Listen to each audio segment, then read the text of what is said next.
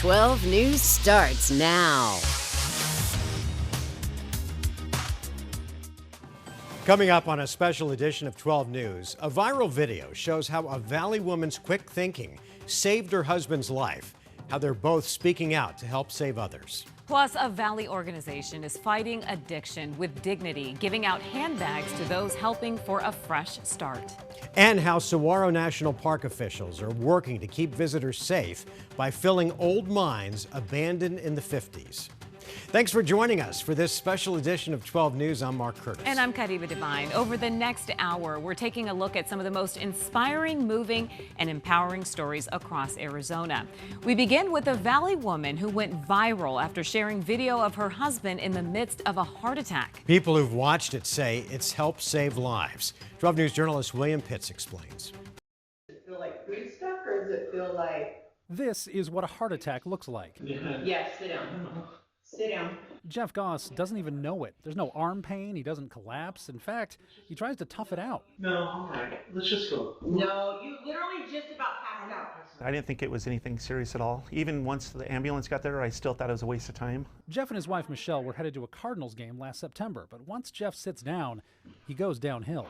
You're gray. You're gray. Your color is gray right now. I called 911 and he just said, I'm Michelle, I'm fine. And I'm like, it's too late. I already called. Like, I'm calling 911. 911 was your emergency. Yeah, I think my husband's having a heart attack. That's the first time the words heart attack are mentioned. Michelle says Jeff finally admitted his chest hurt. Jeff is still conscious, still talking, but not doing well. Here, both arms were hurting and a lot of pressure on the chest. And mostly it's just like my body, I couldn't stop my arms from shaking. Paramedics got there within a few minutes and went to work. Can you lean back? I know it's uncomfortable. We got you. The ambulance is on the way. Jeff had suffered a heart attack, a widowmaker, a total blockage in the biggest artery of the heart. 25% of the people just die at home. Dr. Ish Singla was Jeff's cardiologist that day. He says the prognosis is better than it was 20 years ago, but still not great for this type of attack. A lot of people don't make it, so lucky to survive and do well. Within an hour of the paramedics getting there, Jeff was in surgery and survived. You're gray. Your color is gray right now. Michelle posted that video to TikTok in hopes of showing people what a heart attack actually looks like. Nearly 10 million views later, it's reached people everywhere. Really unexpected. I really wasn't expecting anything to happen at all. Yeah, we've gotten some incredible messages. Like this person who says this video saved her husband's life because she recognized his symptoms as a heart attack. Yeah, I think my husband's having a heart attack. Jeff and Michelle are in their 50s, relatively fit. Heart attacks were not really on their minds, like a lot of people. But like the people that watched the video, We got you. The ambulance is on the way. they are now. William Pitts, 12 News. An announcement out of ASU has the medical community buzzing. Researchers say that they have found that a common virus that most of us are exposed to at some point in our lives is linked to up to 45% of Alzheimer's patients tested. 12 News journalist Joe Dana tells us what this could mean for prevention and treatment of dementia. It's a major breakthrough for researchers here at ASU, identifying a common virus found in the gut that has a link with Alzheimer's disease.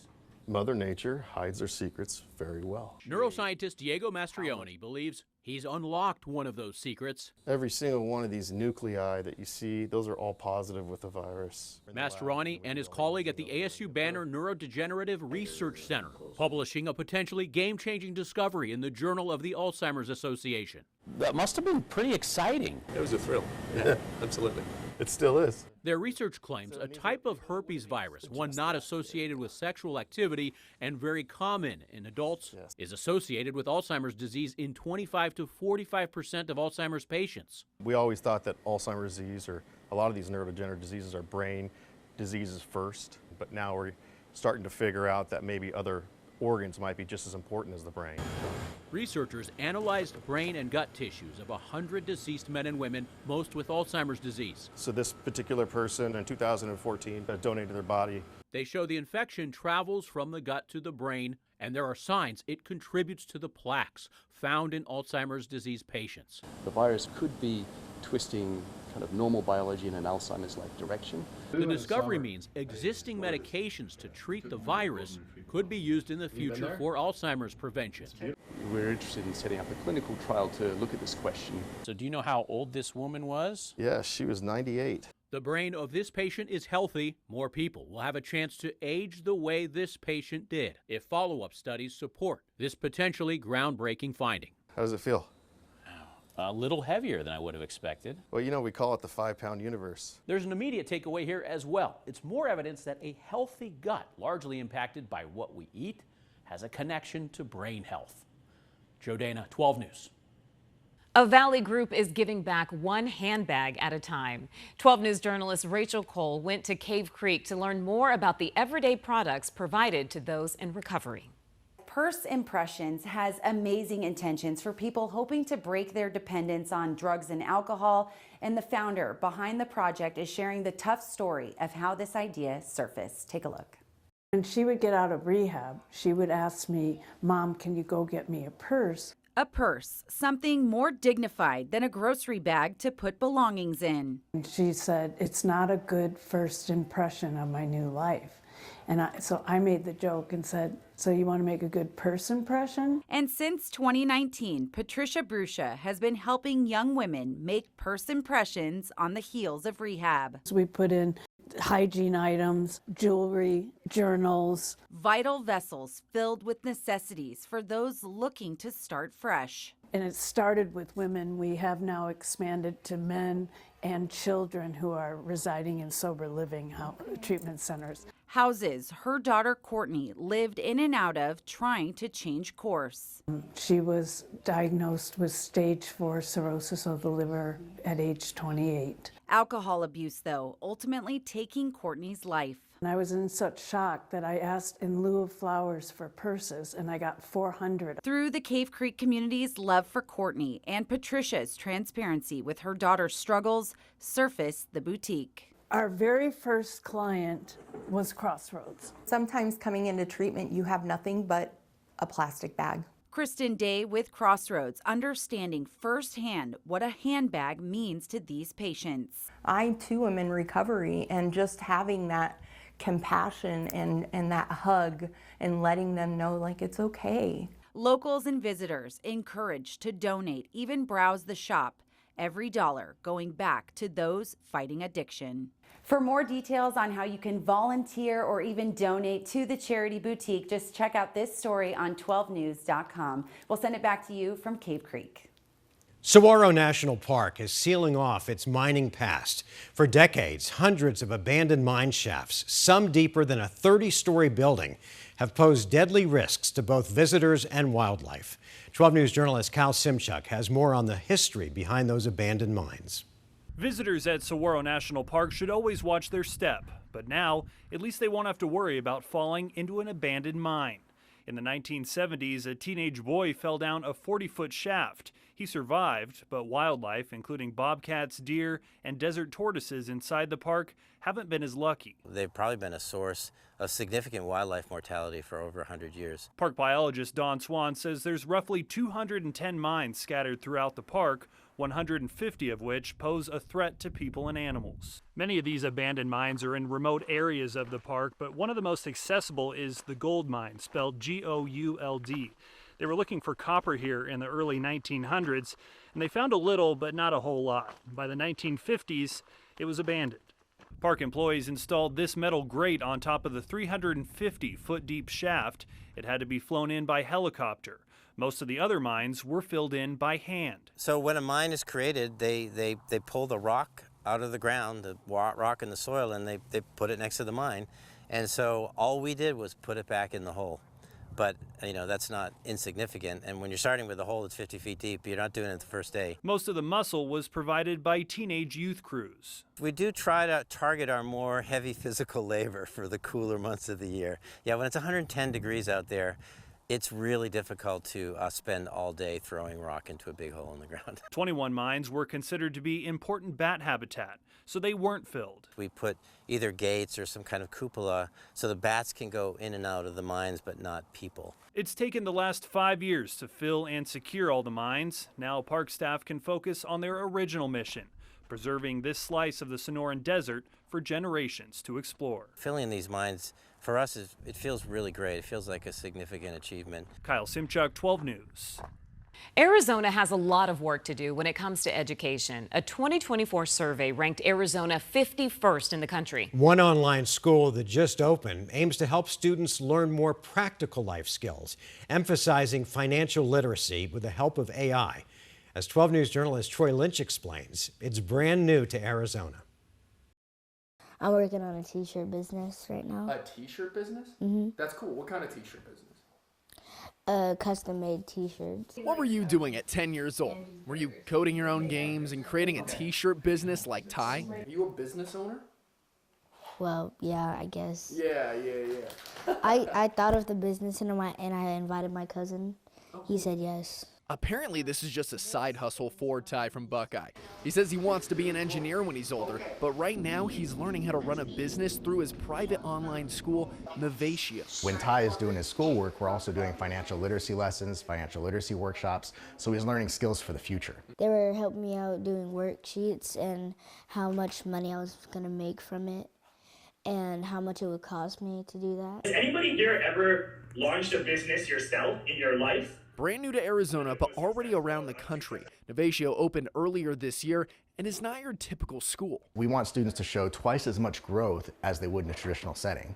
How we do that is, as you're looking at Ty right now, he's attached to a live teacher, and while he does his academics, he's also attached to an AI tutor, meaning he's getting double the support that's giving him an individual curriculum every day based on his specific needs. Novatio can enroll as many students as it wants, and this is good news to Sharon Lecter, Arizona K-12 Financial Literacy Task Force Chairman, who's been trying for years to make financial literacy a semester-long class required to graduate high school in Arizona, where other states are already making it mandatory. Today there are 27, soon to be 28. Arizona is not one of them still, so Arizona is being left in the dust. Sharon says that managing money is a life skill that Arizona students should learn at a young age from the right people. Why? Because it's also the biggest stressor for Americans. The children need to learn this information, and now with AI, with the other type of online platforms, we don't have the concern that as much as before, because before there was an adequate concern in the fact that we don't have the teachers that can teach it. Do you think this kind of school is fun? And then finish editing my episode and then get it published. Is there a business you can create on it? Is there a podcast you can create on it? Is there an app you can create? Because if you can do that and you can find followers, subscribers, customers, then you can monetize it and you can start talking about budgets and you can start talking about how do I turn my passion into something that can make a living for me. Still ahead, we're going inside the warehouse that holds a massive stockpile of items left behind at TSA checkpoints. How you can get your hands on some of these items.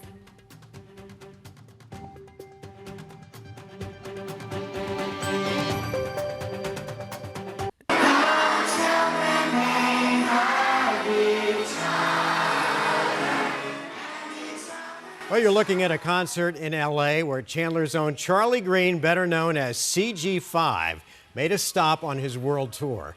The 25-year-old artist is captivating audiences and carving out a name for himself in the music industry. 12 News journalist Joe Dana tells us about the kid from the East Valley making it big in the nerdcore music scene. We've never brought to our 12 News studio. Wait, is this where we are? Someone quite like Charlie Green V, known to his fans as CG5. Charlie makes nerdcore pop music. Many of his songs are based on video games and memes. But if you think all this is child's play, it's actually big business. CG5 has nearly 4 million followers on TikTok, 8 million subscribers on YouTube, and a distribution deal with the iconic Virgin Music Group. Have you ever stepped back to just grasp how big this has become? I've definitely taken a step back to look and be like, this is the most amazing thing that I feel like I've ever done and will ever do, besides get married, which is awesome. I love my wife and I love my puppy. He gets inspiration from a range of artists. I grew up with the 80s. Michael Jackson, Phil Collins, Fleetwood Mac. Yeah. And just kidding, there's nothing on my hand. But, his music videos feature animations or himself. The latest hit, an emotional ballad about the video game Poppy Playtime. I've grown up forever with Pokemon. So that definitely inspired me to be like, what if I could be a part of something like this. In this attention economy, a mass following on social media can bring ad revenue, paid sponsors, and as in the case of CG5, enough clout to draw crowds at shows around the world. He's in the middle of a 40-city concert tour, just returning from Australia. It's quite intense to really see that every single number is a person, and I get to meet these people on tour. His career spawns gigs for other local artists.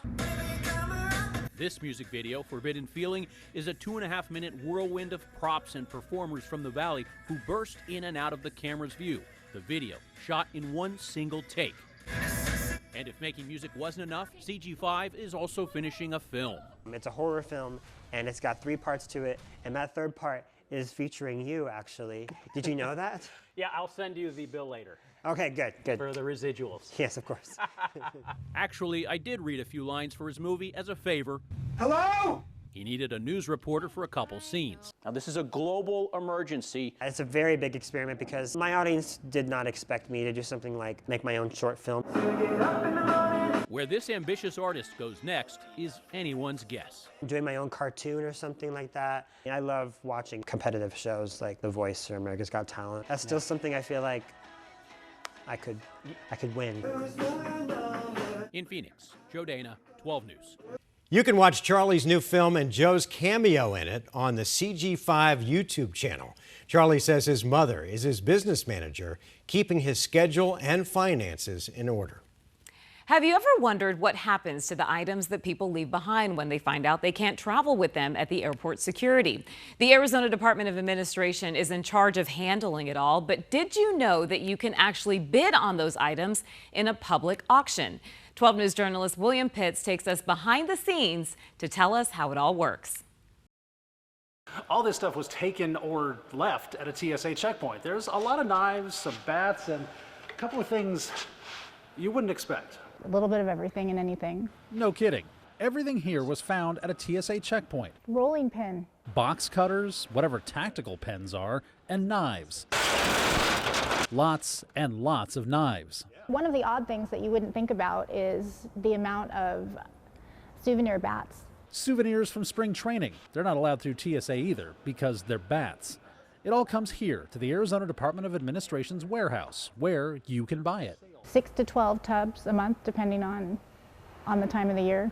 And then there are the weird things. Power tools, skill saws and drills, blenders. Not one, but 2 people thought it would be a good idea to bring their blenders on the plane. And snow globes? The reason that those are not allowed in your carry-on is because of the liquid. TSA says these things aren't confiscated. They're abandoned. Given up when people figured out you can't take a hammer through security or hiking poles with metal spikes. But all this is just the weird stuff you can buy. There's a lot more that never makes it here. This would not have been in the warehouse, but a couple of weeks ago we had someone who brought tarantulas on their body. And that was more of a smuggling issue. They were trying to, I believe, sell them. No tarantulas, but you can buy everything else in the warehouse on the Department of Administration's website, which is like government eBay. The money goes to the general fund. The TSA doesn't get any of it.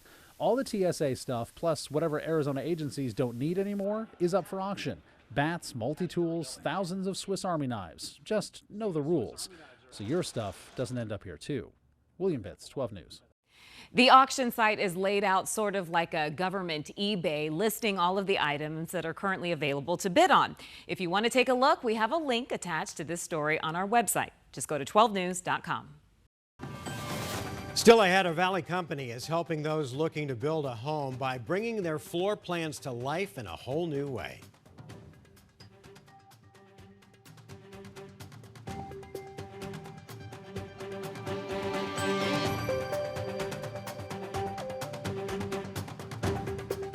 .12 News and 12 Plus keep you in the loop by reporting more from the rapidly growing West Valley. We're outside Surprise City Hall. More homes, jobs, and unexpected challenges expanding west. In Peoria, they'll have the resources ready. 12 News, dedicated to the West Valley. Explosive is one word for what's happening. West Valley in the Loop on 12 News and streaming on 12 Plus. Download on Roku, Fire TV, and Apple TV devices.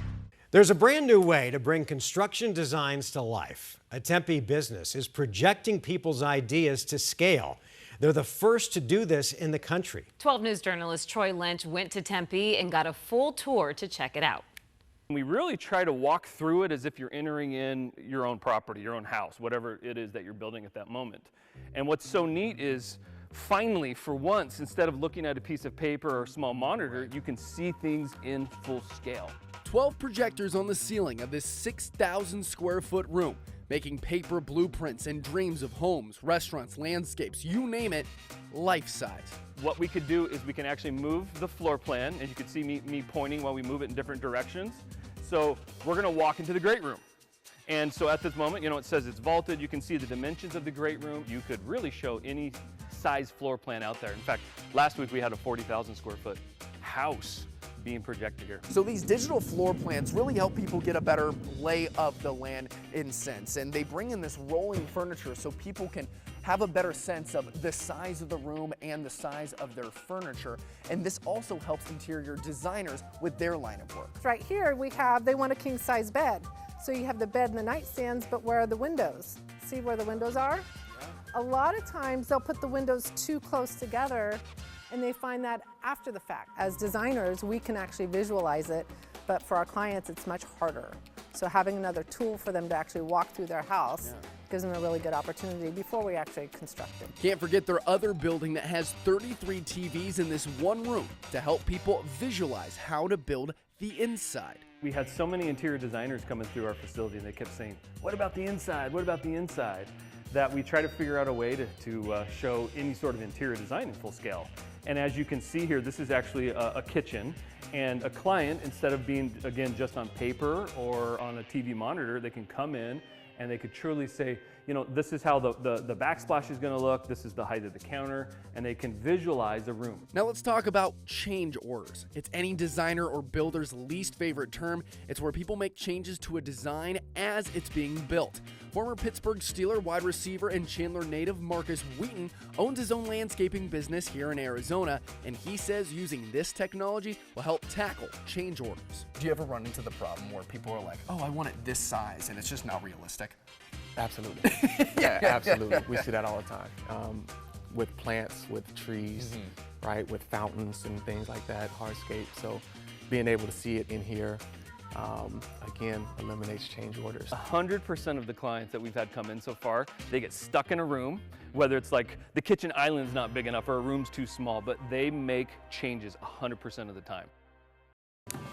Still ahead, an Arizona company thinks that changing the material houses are made of could save homes from burning during a wildfire. Plus, a rehab center in the valley is treating more and more teens addicted to their cell phones. And while that's not a medical diagnosis, experts say it's still cause for concern. And an East Valley bakery is cooking up some sweet treats. We'll take you inside the Gilbert Bakery everyone's talking about.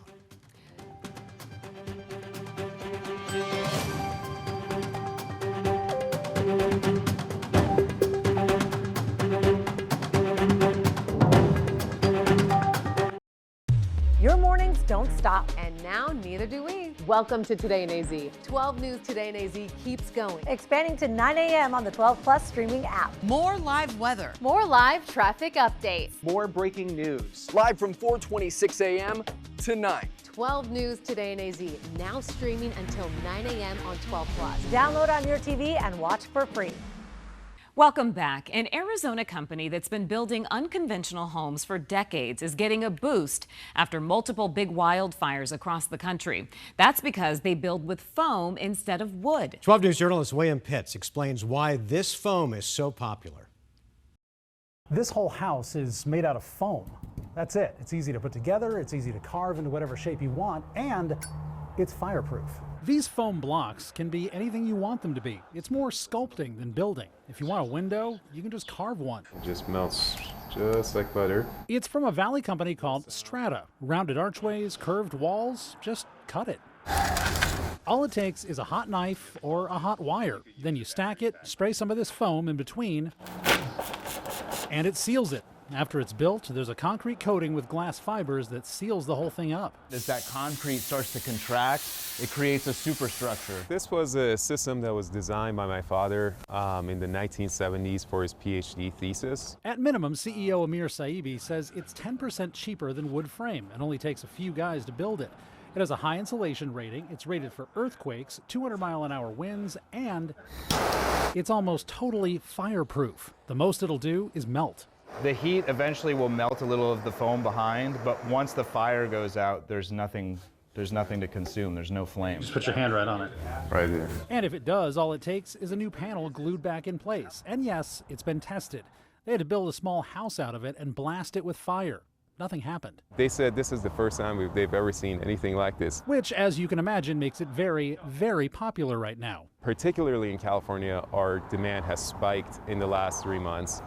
Particularly in the last 30 days. They've built in hurricane zones, flood zones, Maui before the fires came through last year. In Maui, we had neighbors catch on fire, but our building was untouched. Local inventor Nasser Saibi. 20 years ago, 12 News did the first ever story with Strata and this house that was built with the first version of the foam.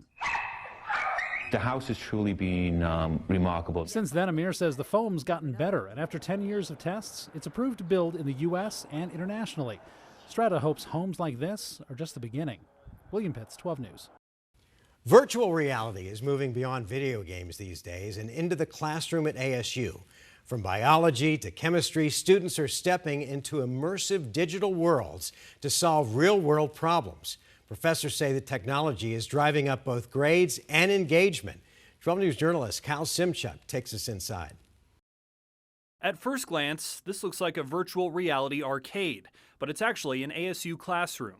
Dreamscape Learn is a way in which we put students into a cutting-edge virtual reality technology that engages them in a narrative story where they are the ones who are tasked with solving an urgent problem. Virtual reality is now part of introductory classes in biology, chemistry, and beyond, designed to put students at the center of the action, not just behind a desk. When I first heard about Dreamscape, I was skeptical. I put the headset on and I found out how immersive it was, and I was hooked. I realized this is a way of engaging students, which I don't know of any other way of doing it. Intro chemistry classes are the latest to use VR, and of course there are still real-world lab portions of the class, but VR helps students see what is otherwise invisible to the naked eye. One of the biggest problems in chemistry is you see a molecule on a piece of paper.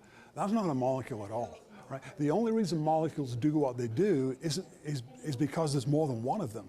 And furthermore, the molecules are in motion, they're in collision, and so chemistry is really a property of billions of molecules doing things together. And VR helps us to do that in a way that I haven't been able to do any other way. ASU says the technology isn't just keeping students engaged, it's helping them earn better grades. Students were 1.7 times as likely to earn an A in the Dreamscape version of the course as compared to business as usual. We saw about a full letter grade improvement. And for professors like Ian Gold, VR isn't just changing outcomes, it's changing who feels welcome in class. One of the problems with traditional chemistry has a very dry academic background sort of culture, and some students don't feel welcomed by that culture. They can't see themselves in it, almost feel rejected by that culture. So one of the goals of this project is to bring them into chemistry so they can see themselves in it, see themselves contributing to it. Nearly 45,000 students have used the VR courses alone, and ASU says they're planning to expand to other courses. In Tempe, Kyle Simchuk, 12 News. While technology can be useful in the classroom, it can also be a big distraction. And that is why a new cell phone ban went into effect in classrooms across the state this year. And that can cause cell phone withdrawal symptoms. 12 News journalist Joe Dana explains what that means and what experts say parents should look for.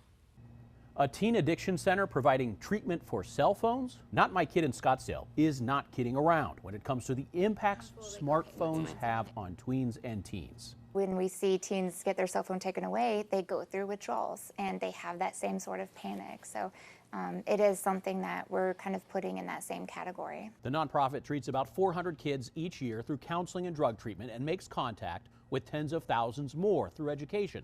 Cell phone addiction is not an actual diagnosis, but Not My Kid says the impact to behavior is similar. In the long term, I know the teens that we work with, they can look back. Whenever they look back, they can see that it was actually really helpful. Not My Kids' Sarah Grotto says parents can use the band to open up a conversation about how cell phones affect them. Ask the kid, what do you think about it?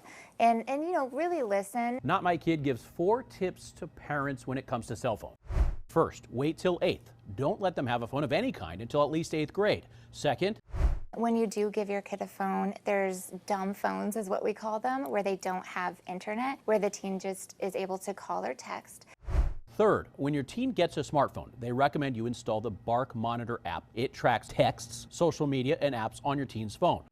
Finally, have phone-free zones. Maybe it's the dinner table, or maybe it's just like a day, Saturday or Sunday, where as a family we want to not allow phones. We have more on this story and a list of apps that law enforcement warns parents about.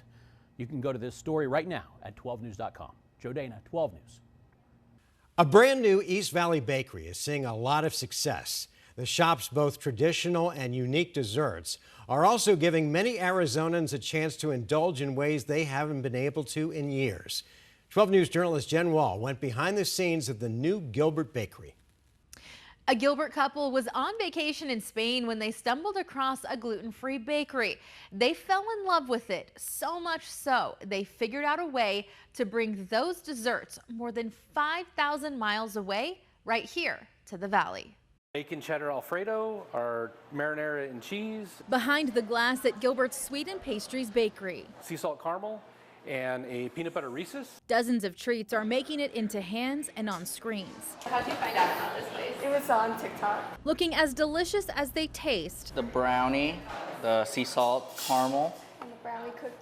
It's a special treat for many who usually have very limited options eating baked goods. I didn't know that I was gluten-free until I was 30 years old, so I spent my whole life eating the wrong foods for me, and I was making myself sick and I didn't know it. Bakery owner Dana Scott has heard many similar stories and has one herself. Dana was diagnosed with Hashimoto's a few years back, and one of the things that can trigger that is gluten. Dana and her husband David Puggy left their corporate jobs and opened the bakery in early August. It's a dedicated gluten-free bakery. I think we were overwhelmed initially by the support we got from the community. We've had some days where we've sold out. David and Dana's recipes are from a bakery they found in Spain a couple years ago. Can I offer you anything else? They created a partnership with Barcelona's Choc, the Chocolate Kitchen, blending a taste of the U.S. and Europe. They came out a couple weeks ago and trained our staff.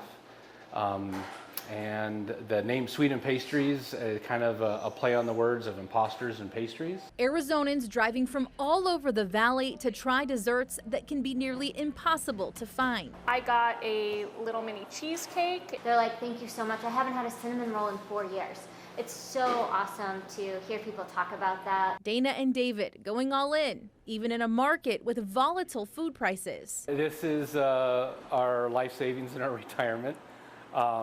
But we think we're going to be successful enough that it'll carry us through. Banking on recipes. We take a portion of a cinnamon roll and we stuff it inside cookie dough and then bake it. Separated by thousands of miles, but sharing the same delicious taste. There you go. Enjoy. Hope to see you back. Sweet and Pastries is at Val Vista and Elliott in Gilbert. They have all kinds of treats from cinnamon rolls, cheesecake, cookies. It's all gluten-free, and they said they even have a gluten-free bread recipe and maybe even some croissants in the works. For now in the studio, Jen Wall, 12 News.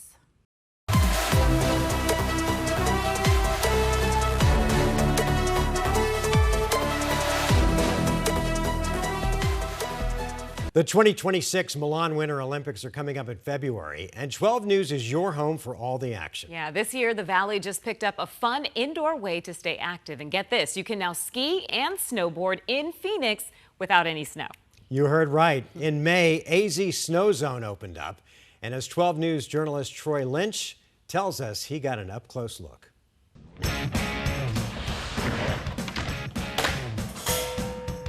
Say hello to desert snowboarding.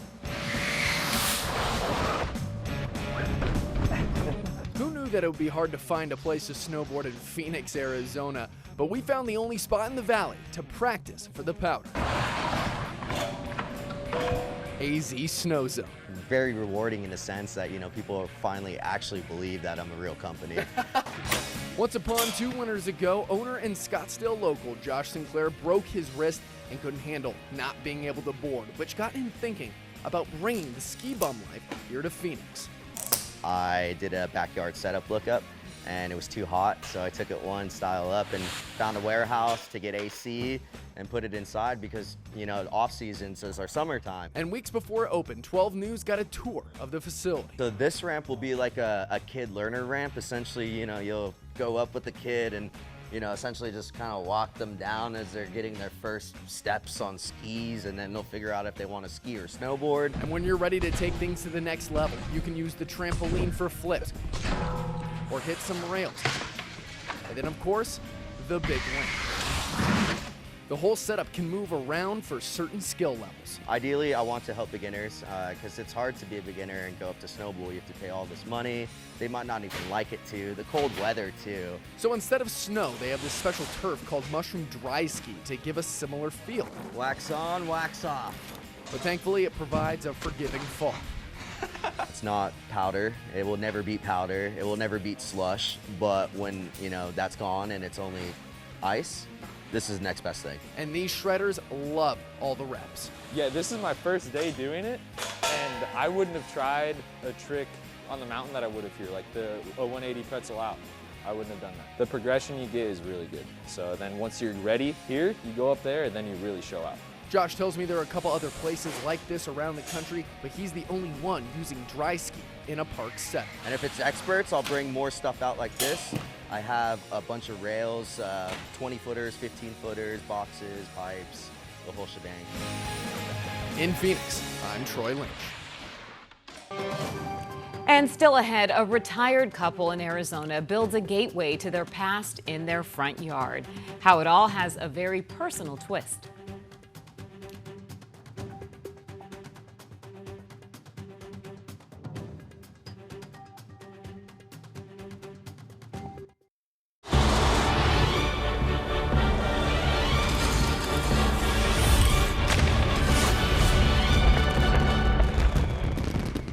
Well, here's something you don't see every day. A Mesa home's front yard that's a gateway to the past and the homeowner's rich personal history. 12 News journalist Kyle Simchuk tells us about a retirement hobby that turned into something much more. There's never a dull moment in Craig and Pamela Morris's front yard. Hogs are being slaughtered.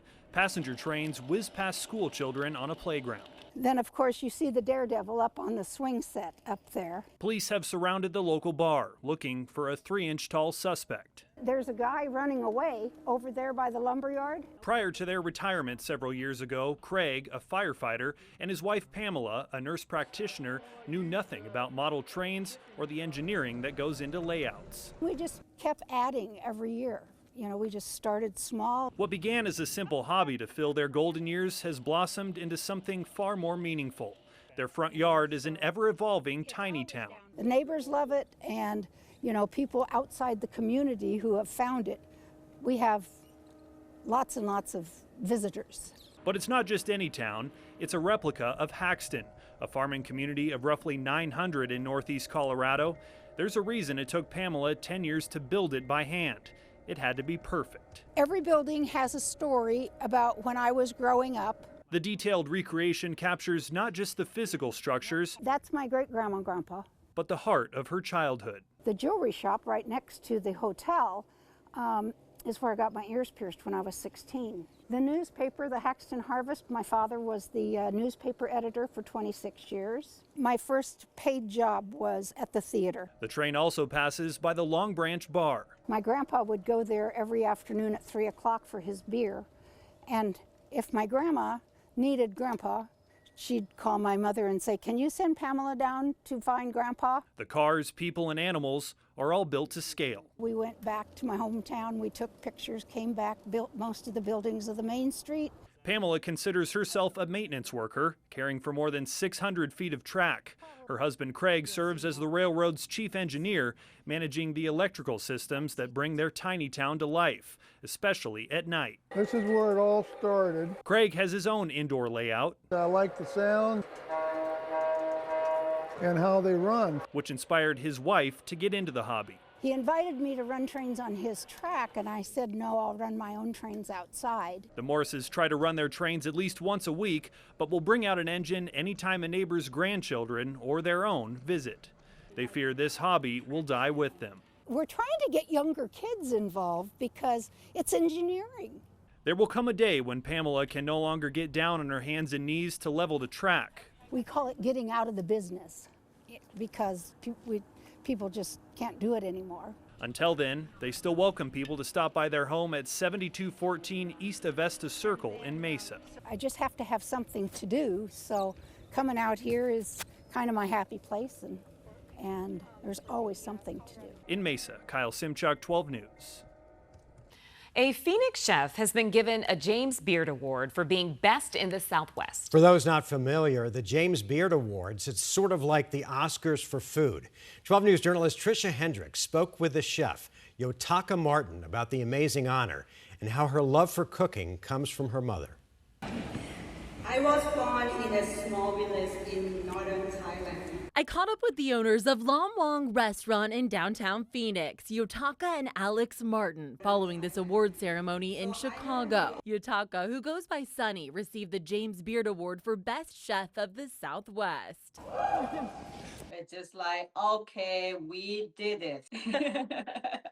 we can prove like ourselves, and now is the time to tell like who we are, where we come from. I love that. Were there a few tears or just lots of smiles? A lot of a smile. Yeah. Yeah. She had never heard of the James Beard Awards until becoming a winner. Because I'm from Thailand, and I think like the food award like this, I'm not familiar, or I'm not growing up to. She serves up her amazing dishes at Lam Wong, a family restaurant that serves the cuisine of Thailand. It's a restaurant that she and her husband started a few years ago. Something we started together as pop-up in our living room in 2019. We just did it as a way to be able to build a family. Yotaka grew up in a small village and spent her childhood cooking with her mom and grandma. She says the customers today crave her mom's beef shanks curry recipe. Every time when I going back home, I said, Mom, you have to make it. I will make everything the same that she does. And another they make with crab curry. Of course, all the ingredients from family recipes. Very basic, but very delicious. Mostly I like all of the food. Yotaka and Alex look at this recognition as validation to continue being who they are. Honoring and being sincere to our roots of how we started as we continue to grow. Now their 3-year-old son Noah is growing up in the kitchen. Our kid already devours that crab. And their daughter on the way will be too. We just love what we do. In Phoenix, Tricia Hendricks, 12 News. Lam Wong is located in Phoenix near Portland and 2nd Streets. The family restaurant is open Wednesday through Sunday, but closed on Mondays and Tuesdays. After the break, family and friends attend a wedding they didn't know was happening. How a couple who reconnected after 49 years apart, they were able to pull off the unique surprise.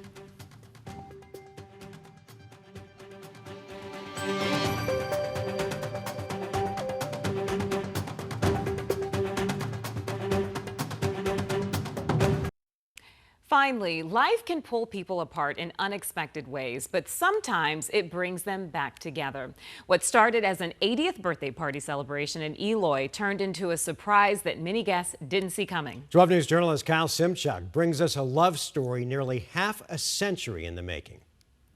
Happy birthday, happy birthday. At 80 years old, Steve Gove has plenty to celebrate. I'm enjoying the fact that I'm here. My kids and family and friends are here with us. Beside him is 78-year-old Judy Mutall. And I'm happy that it's finally here, because it has taken some planning. More planning than most guests realized. Steve and Judy's story began in the hallways of Seattle high schools back in 1963.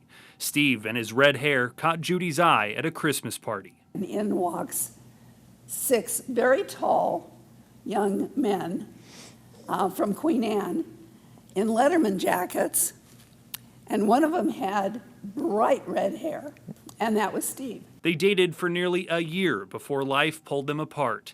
Steve to college and eventually Vietnam. Judy to her senior year of high school. We didn't have any friends in common that would allow us to stay in touch with each other. For 49 years, they lived separate lives, marriages, children, careers, and divorces, never knowing they were sometimes just miles apart in the Seattle area. 15, 20 minutes away from each other. Then in 2013, a Facebook coincidence changed everything.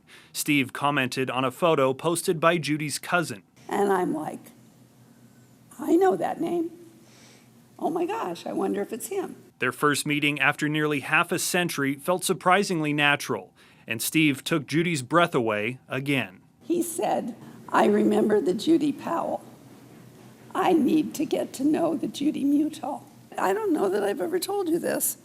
I got in the car and I sat there and I couldn't breathe. I could not breathe. Really? Within months of reconnecting, they were planning a future together in Arizona. We kind of had a come to Jesus meeting and said, how strong is this relationship? Strong enough for them to leave Washington in 2014 and settle at Robeson Ranch in Eloy, where close family and friends gathered for a birthday and something even more special. But then I realized we were going to have all of his family here. And I was going to have both of my sons here with their kids and wives. And when would we ever have another opportunity like this? We have come not only to celebrate a birthday, but we've come to celebrate a marriage. Their friends from Robeson Ranch had no idea, but family members who traveled from Virginia, Georgia, Seattle, and Portland were all in on the wedding. From this day forward. From this day forward. For better, for worse. For better, for worse. I do pronounce that they are, at last, husband and wife. For Judy, Steve brings something she'd been missing. He just makes me laugh. He's a happy man, and I just love him. So it works. There's the yin and the yang, if you want to call it that. Proving that true love knows no timeline. In Eloy, Kyle Simchuk, 12 News. Wow. That is incredible. I love how they were just like, we have no time to waste. We're just going to do this. I know it's a corny word when you hear destiny, but it was sort of it feels like it was their destiny. They have to be pinching themselves. Like, Yeah. Is this real all these years later? Oh my gosh, we're so happy for them. I am so happy for them. I wish I'd been invited to that wedding though. I'm kind of hurt that I wasn't. I know, I saw the look on some of the guests' face. We're like, wait, what? Wait, What's it's a wait, wedding? what? It's a wedding? Yeah. Well, thanks, Kyle. Well, thanks everyone for joining us for this special edition of 12 News. And don't forget, you can find more 12 News content streaming exclusively on 12 Plus. Download 12 Plus on your TV to watch us free anytime. It's available on Apple TV, Fire TV, and Roku devices.